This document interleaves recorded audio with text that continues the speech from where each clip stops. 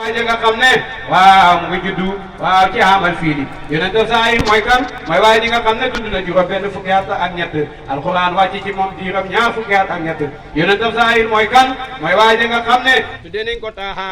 tuddee nañ ko Yaasin tuddee nañ ko Ahmadu tuddee nañ ko Muhammadu diineem ja folli na mbooleem diine yi nga ne yonente saa yi mooy kan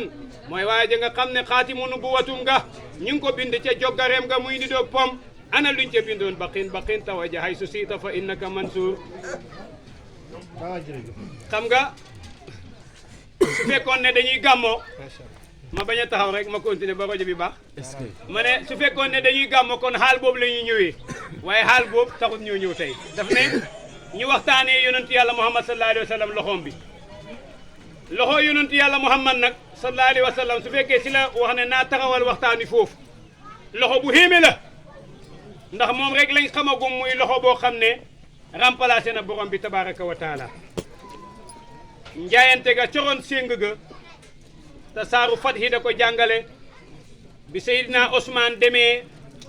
ci demam bu xéeme boobu noonu te ñu nettali ne rey nañ Ousmane wala jàpp nañ Ousmane yonentu bi ne jàpp Ousmane wala rey Ousmane kon dee ma taxal xare dal da jóg dal da jël loxoom bu tedd bi sallallahu alayhi wa sallam dana koo taaj